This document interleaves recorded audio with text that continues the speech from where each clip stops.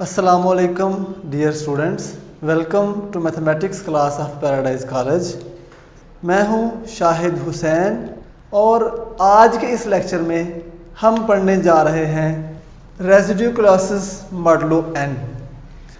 Residue से क्या मुराद है? रेजिड्यू वर्ड का जो मीनिंग है वो रिमाइंडर या हासिल बाकी, जो हम जब किसी नंबर को डिवाइड करते हैं तो जो रिमाइंडर हमारे पास आता है ज़ीरो या ज़ीरो से बड़ा, वो रेजिड्यू कहलाता है।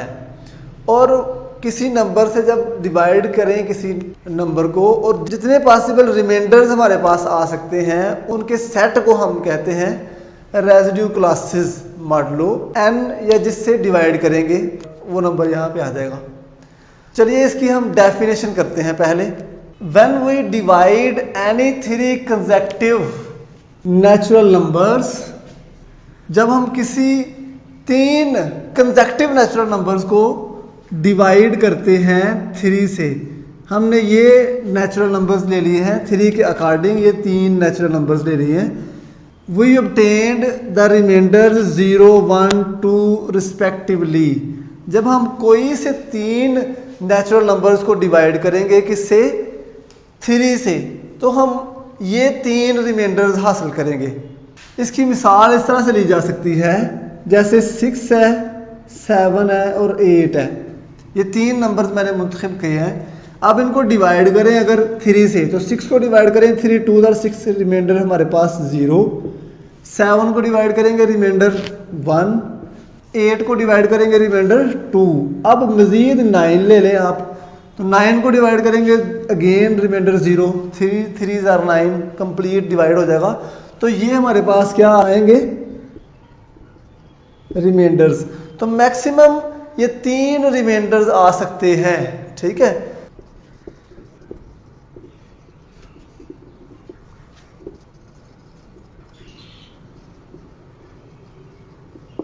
तो जो सेट हमारे पास आएगा उसे हम कहेंगे रेजिड्यू क्लास मॉडुलो 3। सिमिलरली ये जो हम एक सेट, अगर हम इसको इस तरह से ले लें, ये कौन सा रेजिड्यू क्लास होगा? ये रेजिड्यू क्लास मॉडुलो 5। 5 से छोटे जो होल नंबर्स का सेट आएगा वो हमारे पास रेजिड्यू क्लास मॉडुलो 5 कहलाएगा। बात समझ आ गई? तो इस तरह से किसी भी n जो है वो नंबर्स की रेजिड्यू क्लासेस मॉडुलो बनाने को हम n रेजिड्यू क्लासेस मॉडुलो कहेंगे। बच्चों क्वेश्चन नंबर 3 है हमारे पास एक्सरसाइज 2.7 का। स्टेटमेंट है, show that adjoining table is that of multiplication of the elements of the set of residue classes modulo 5।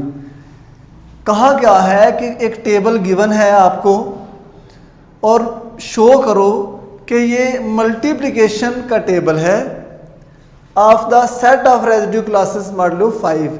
यहाँ पे ऑपरेशन जो है ना हमें वो गिवन नहीं है, जनरली स्टैटिक बताया गया है। और हमें कहा गया है कि प्रूफ करो, शो करो ये जो टेबल है ये मल्टीप्लिकेशन का टेबल है, इसमें एलिमेंट्स क्या है? रेजिड्यू क्लासेस मॉडुलो 5 का मल्टीप्लिकेशन का टेबल है। तो इसे प्रूफ करना बहुत मुश्किल नहीं है, ये पता होना चाहिए आपको कि रेजिड्यू क्लासेस मॉडुलो 5 का सेट कौन सा है। सबसे पहली बात तो हम जानते हैं कि ये जो सेट होता है, set of residue classes modulo 5, वो क्या होता है?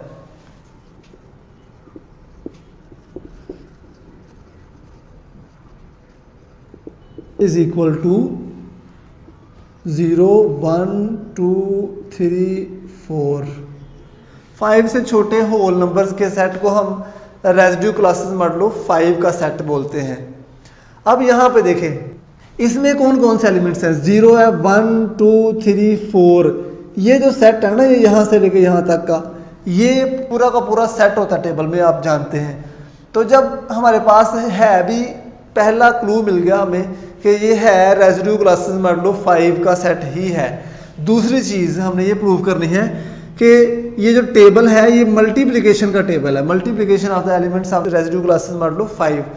तो कैसे प्रूफ करेंगे कि ये मल्टीप्लिकेशन का टेबल है?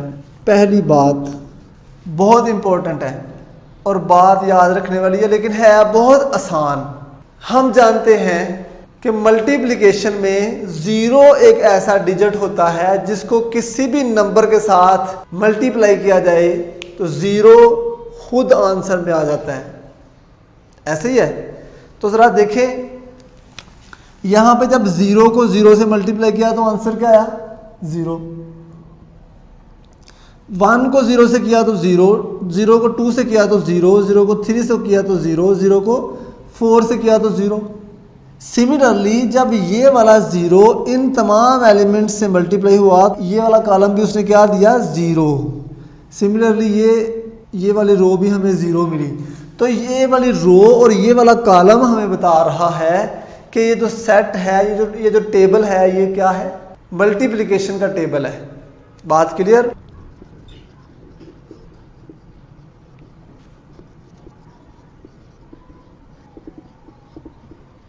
सेकंड पॉइंट क्या है?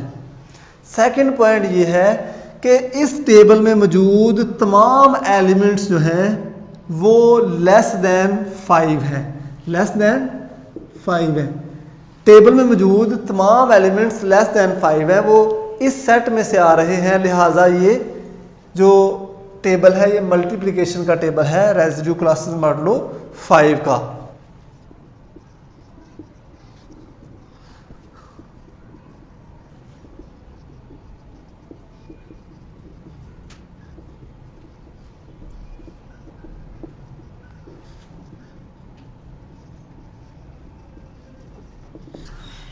क्योंकि each element in the table is lesser than 5, क्योंकि टेबल में मौजूद हर जो नंबर है, हर जो एलिमेंट है वो लेस देन 5 है। वो क्या है? Less than 5। So the table is multiplication table of residue classes modulo 5। तो ये सिंपल सी बात है कि क्योंकि ये सेकंड रो और सेकंड कॉलम तमाम 0 है, तो 0 से मल्टीप्लाई होके ही कोई नंबर 0 आता है। अगर ये एडिशन का टेबल होता तो 0 को जब 1 में ऐड करते तो हमारे पास आंसर 1 आता, ना कि 0। लिहाजा ये हमारे पास मल्टीप्लिकेशन का टेबल है। नेक्स्ट हमारे पास क्वेश्चन है, क्वेश्चन नंबर 4 कहता है prepare a table of addition of the elements of the set of residue classes modulo 4।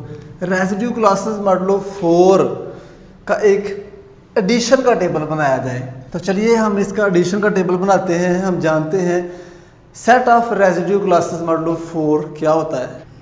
Set of residue classes modulo 4 equal होता है ये 4 एलिमेंट्स पे और 0 1 2 3 इसके एलिमेंट्स होते हैं। एडिशन का टेबल बनाना है और एडिशन के टेबल में ये एलिमेंट्स हैं 0 1 2 3। सिमिलरली इधर भी लिखेंगे 0 1 2 3। अब क्या करेंगे, इनको आपस में करेंगे ऐड। देखें 0 + 0 0, 0 + 1 1, 0 + 2 2 एंड 0 + 3 3। सिमिलरली 1 + 0 1, ये 2 आ जाएगा और ये 3 आ जाएगा। नेक्स्ट देखें 1 को 1 में ऐड करेंगे तो हमारे पास 2 आएगा, 1 को 2 में ऐड करेंगे तो 3 आएगा, 1 को 3 में ऐड करेंगे तो क्या आएगा? 4। अब जब 4 आ गया है तो 4 को हमने डिवाइड करना है किस पे? 4 पे। 4 को 4 पे डिवाइड किया, रिमाइंडर क्या आया? 0। तो 0 यहां पे लिखेंगे। क्लियर? अब 2 + 1 3, 2 + 2 4, और 4 नहीं लिखेंगे बल्कि रिमाइंडर लिखेंगे जो 4 से डिवाइड करने से आएगा, तो इधर 0 लिखेंगे। नेक्स्ट 2 + 3 5, 5 को जब डिवाइड करते हैं 4 पे, 4 1s are 4, रिमाइंडर क्या आया? 1 1 यहां पे लिखेंगे। बात क्लियर? नेक्स्ट 3 को जब 1 में ऐड करेंगे तो क्या आंसर आएगा? 4। 4 को जब 4 से डिवाइड करेंगे तो रिमाइंडर 0, इधर आएगा 0। नेक्स्ट 3 को जब 2 में ऐड करेंगे तो आंसर क्या आएगा? 5। 5 का रिमाइंडर 1। फिर 3 को 3 में ऐड करेंगे तो आंसर आएगा 6। 6 को जब 4 पे डिवाइड करेंगे तो रिमाइंडर आएगा 2। तो ये है तरीकाकार टेबल बनाने का। बात क्लियर हो गई? ये जो मैंने वैल्यूज रेड से लिखी है ना यहाँ पे 0 0 1 0 1 2, ये तमाम वैल्यूज हैं। जब हम दो डिजिट्स को ऐड किया तो आंसर 4 से ग्रेटर जब तक आया, जब ग्रेटर आया आंसर 4 से या 4 आया, उस वक्त हम इस 4 से डिवाइड करेंगे और डिवाइड करके जो रिमाइंडर आएगा वो यहाँ पे लिखेंगे। That is the table of addition of residue classes modulo 4।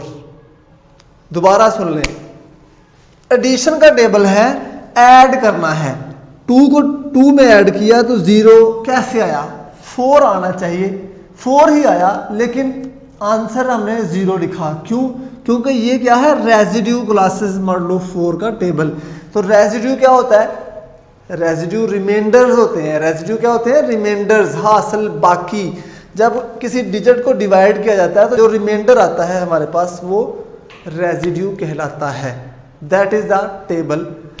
तो नेक्स्ट हम क्वेश्चन नंबर 5 करते हैं। तो नेक्स्ट हमारे पास है क्वेश्चन नंबर 5, कहता है which of the following binary operations shown in table A और टेबल बी इज कम्यूटेटिव। हमने बताना है कि टेबल ए या टेबल बी में से कौन सा टेबल कम्यूटेटिव है, और यहाँ पे दोनों में बाइनरी ऑपरेशंस स्टैरिक दिए गए हैं। कोई specific binary operation addition multiplication वगैरह नहीं दिए गए। हमने देखना है कि जब स्टैरिक ऑपरेट हो रहा है तो स्टैरिक इसमें कम्यूटेटिव है या नहीं है। क्लियर? स्टैरिक हमारे पास बाइनरी ऑपरेशन है। तो इसका तरीकाकार क्या है, बहुत आसान तरीकाकार है।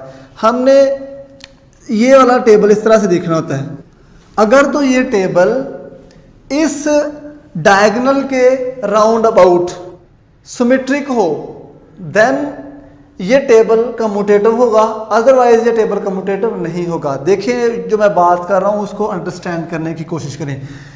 मेरा कहने का मतलब ये है कि B जब A से ऑपरेट हो रहा हो, जो आंसर आए B, वही जब A B से ऑपरेट हो रहा हो तो आंसर आना चाहिए।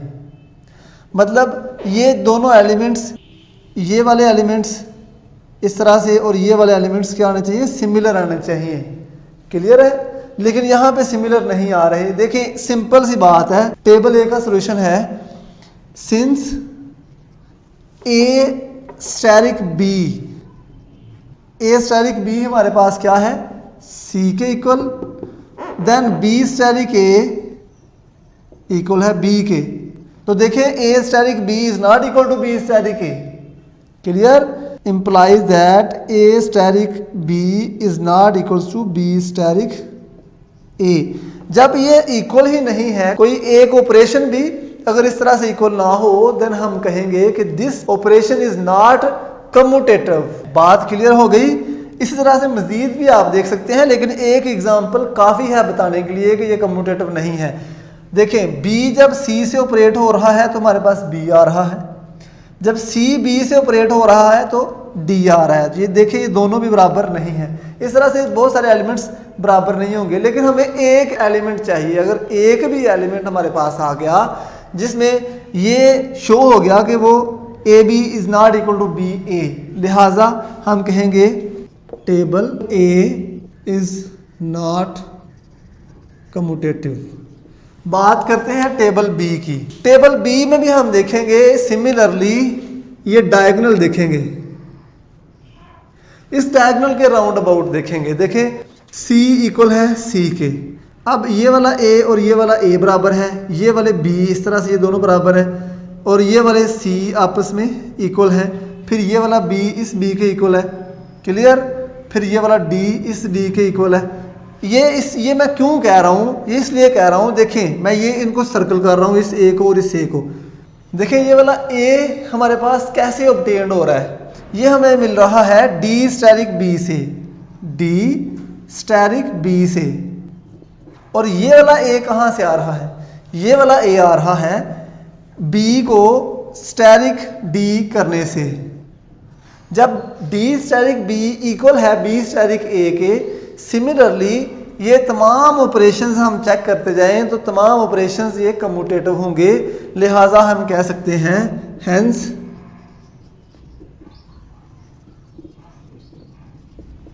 Binary operation asterisk is commutative in table B. तो इस तरह से हमने क्वेश्चन नंबर 5 किया। रिवाइज कर रहा हूं, ये हमारे पास है डायगोनल। इस डायगोनल के अगर राउंड अबाउट ऊपर और नीचे वाले एलिमेंट्स सिमिलर हो, मतलब बी स्टेरिक सी करें तो जो आंसर आ रहा है वो बराबर हो सी स्टेरिक बी के आंसर के। क्लियर? यहां पे ये ऐसा नहीं है, लेकिन यहां पे ऐसा है। ठीक है, आप चेक कर सकते हैं, मैंने तमाम एलिमेंट्स आपको इस तरह से करके बता दिए। जी बच्चों, नेक्स्ट हमारे पास क्वेश्चन है, क्वेश्चन नंबर 6 कहता है सप्लाई द मिसिंग एलिमेंट्स। ये जो मिसिंग एलिमेंट्स हैं ऑफ द थर्ड रो में जो मिसिंग एलिमेंट्स हैं इनको सप्लाई करो, इनको फिल अप करो of the given table so that operation asterisk में बी एसोसिएटिव। बताया गया है कि जो ऑपरेशन स्टेरिक है इस टेबल में, जो बाइनरी ऑपरेशन स्टेरिक है वो एसोसिएटिव हो। अगर ये बाइनरी ऑपरेशन स्टेरिक जो है वो एसोसिएटिव है, देन यहाँ पे जो एलिमेंट्स हैं वो सप्लाई करो या फिल अप करो। क्लियर? तो कैसे फिल अप करेंगे ये हम देखते हैं। यहाँ पे इस एसोसिएटिव लॉ को यूज करते हुए यहाँ पे हम एलिमेंट्स फिल अप करेंगे। सबसे पहले हम देखेंगे हमें फाइंड आउट कौन कौन से ऑपरेशंस करने हैं। देखें, सी स्टेरिक ए हमने फाइंड आउट करना है, नेक्स्ट है C asterisk B, C asterisk C and last one C asterisk D. देखें ट्रिक क्या है, ट्रिक ये है कि इस टेबल में ढूंढे सी कहां पे है, ढूंढे सी कहां पे है। तो देखें सी ये तमाम एलिमेंट्स हैं। क्लियर? अब हमने ऐसा सी फाइंड आउट करना है कि ऑपरेशन सी हमें आ रहा हो, जैसे बी स्टेरिक सी जो है वो हमारे पास सी आ रहा है, या ए स्टेरिक सी हमारे पास सी आ रहा है। तो ये वाला हमारे पास सी आ रहा है, दूसरी तरफ हमारे पास ए हम उस पर अप्लाई करेंगे। क्लियर? उस ऑपरेशन, जिस ऑपरेशन से ये आ रहा है सी, उस ऑपरेशन के बाद हम क्या लिखेंगे ए, फिर उस पर 3 एलिमेंट्स होंगे हमारे पास, उन पे एसोसिएटिव लॉ लगाएंगे। इस तरफ हमारे पास सी स्टेरिक ए आ जाएगा, उस तरफ गिवन एलिमेंट आ जाएगा। देखिए 2 किस्म के मैं ऑपरेशन लिखता हूं। यहाँ पे मैं क्या लिखता हूं, बी स्टेरिक सी से भी मुझे पता है क्या आ रहा है, सी आ रहा है, और साथ में मैं ये लिखूंगा स्टेरिक ए। क्लियर? और फिर इस तरफ लिखूंगा बी स्टेरिक सी स्टेरिक ए। अगर तो मेरे पास सी स्टेरिक ए है, लेकिन यहां पे तो हमने सी स्टेरिक ए फाइंड आउट करना है, लिहाजा ये जो ऑपरेशन है ये फेल हो जाएगा। क्लियर? ये जो दोनों एलिमेंट्स है ना, ये हमारे काम के नहीं है, बल्कि ये वाला एलिमेंट अगर आप यूज करें तो ये हमारे काम का है। चेक करें, डी स्टेरिक बी से हमारे पास आ रहा है ये वाला ऑपरेशन। कहां से? डी स्टेरिक बी से आ रहा है। बाद में हमें चाहिए ए, तो ये लिख देंगे, इन पे इस तरह से एसोसिएटिव लॉ लगा देंगे, और इस तरफ डी स्टेरिक बी स्टेरिक ए लिख देंगे। क्लियर? अब बी स्टेरिक ए मेरे पास है जो कि बी है, यहां से वो आ जाएगा, और डी स्टेरिक जो भी होगा वो हमारे पास आंसर आ जाएगा। अभी आप देखिएगा, लेकिन ये वाला तरीकाकार जो है वो फेल हो गया। आप इसको भी चेक कर सकते हैं। देखिए मुझे यहां से क्या आंसर मिलेगा, मुझे यहां से आंसर मिलेगा C D asterisk B. Clear? D asterisk B मुझे सी दे रहा है, ये एज इट इज आ जाएगा, और ए भी यहां पे एज इट इज आ जाएगा। मुझे सी स्टेरिक ए मिल गया। नेक्स्ट मैं क्या लिखूंगा, बी स्टेरिक ए को मुझे फाइंड आउट करना है। तो बी स्टेरिक ए ये है, ये बी है, ये स्टेरिक ए, बी मेरे पास आंसर में आ रहा है। यहां पे मैं लिख दूंगा बी, ये वाला डी एज इट इज। तो डी स्टेरिक बी क्या है, सी, तो डी स्टेरिक बी मुझे क्या देगा, सी। तो लिहाजा सी स्टेरिक ए का आंसर क्या आ गया, सी। इस तरह से हमने यहां पे एलिमेंट सी प्रोवाइड कर दिया। बात क्लियर? इस ट्रिक को याद रखना है आपने। नेक्स्ट मुझे फाइंड आउट करना है सी स्टेरिक बी। क्या फाइंड आउट करना है, सी स्टेरिक बी। यहां पे लिख रहा हूं सी स्टेरिक बी। देखें ऊपर लिखूंगा मैं, मुझे क्या चाहिए, यहां पे ऐसे 2 एलिमेंट्स चाहिए जो मुझे आंसर दें सी। मैं यही वाला एलिमेंट यूज कर रहा हूं, डी स्टेरिक बी। क्या यूज कर रहा हूँ, डी स्टैटिक बी। इधर क्या चाहिए मुझे, बी, ये इधर एज इट इज लिख दूंगा। अब हमें पता है कि ये एसोसिएटिव है, स्टैटिक क्या है, एसोसिएटिव है। क्लियर, यहां पे लिख लें बेशक सिंस, फिर ये वाला लिखें, देन डी स्टैटिक बी इस तरह से आएगा, देखें डी स्टैटिक बी हो जाएगा क्योंकि ये एसोसिएटिव है।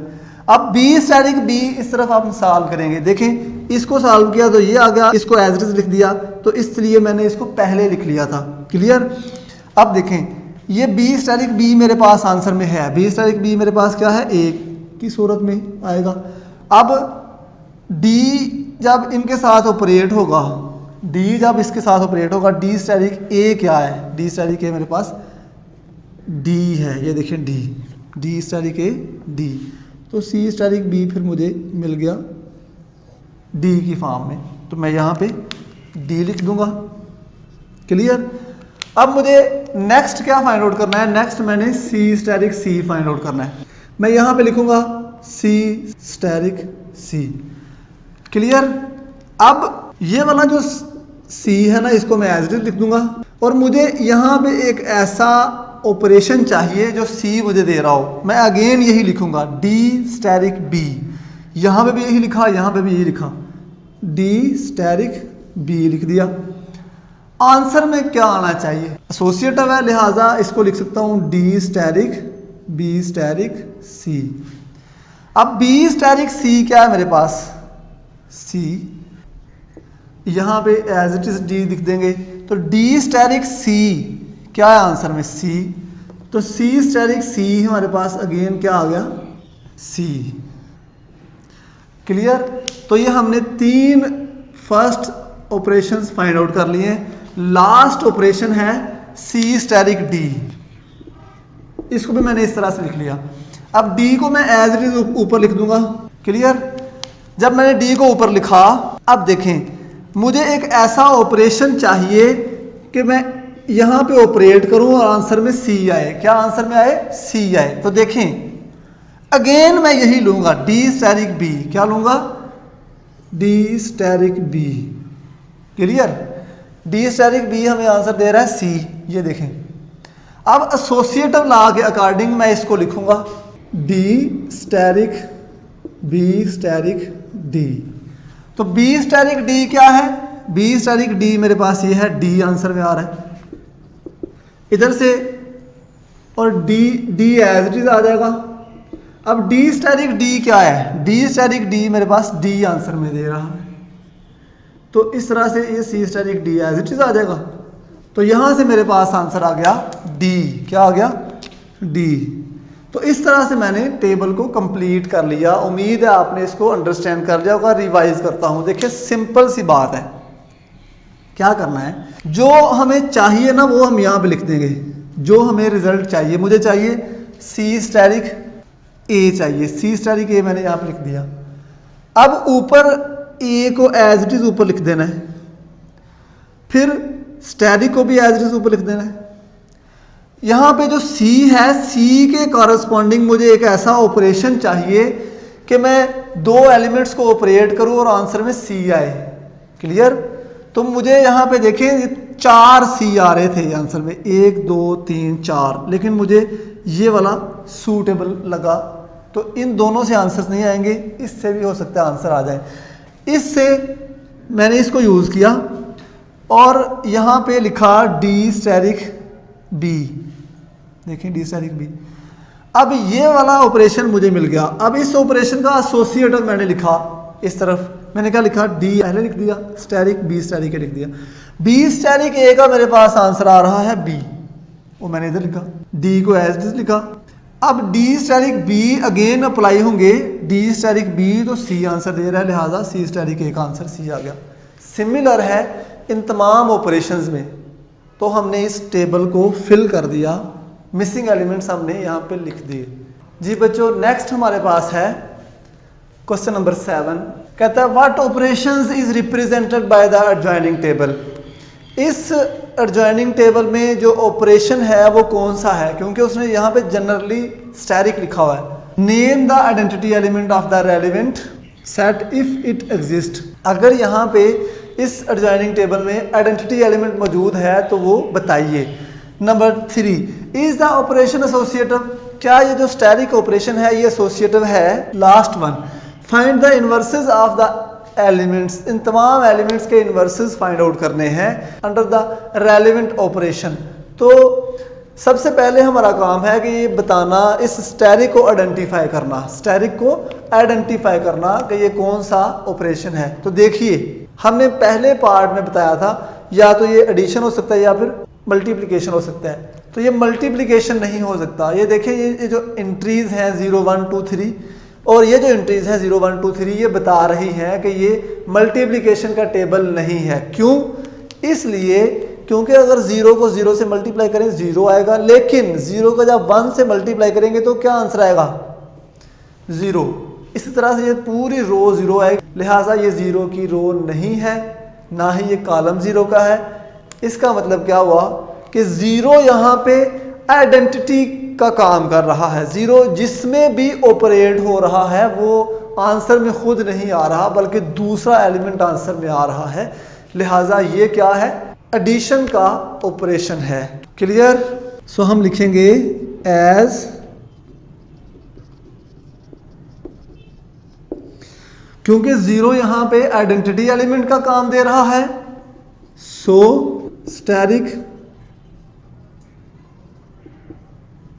Static represents addition. स्टैटिक हमारे पास एडिशन को रिप्रेजेंट कर रहा है तो हम यहां पे एडिशन लिख सकते हैं।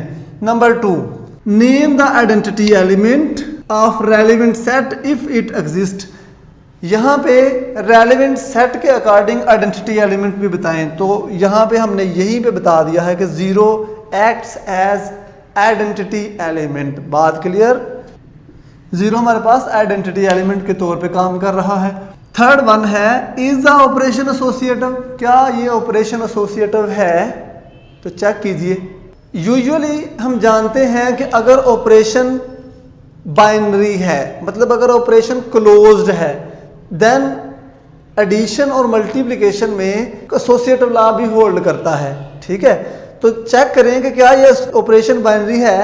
जी ये ऑपरेशन बाइनरी है क्योंकि इसमें ये एलिमेंट्स हैं, तो इस सेट के एलिमेंट से बाहर कोई एलिमेंट हमारे पास नहीं आ रहा, लिहाजा ये ऑपरेशन बाइनरी है।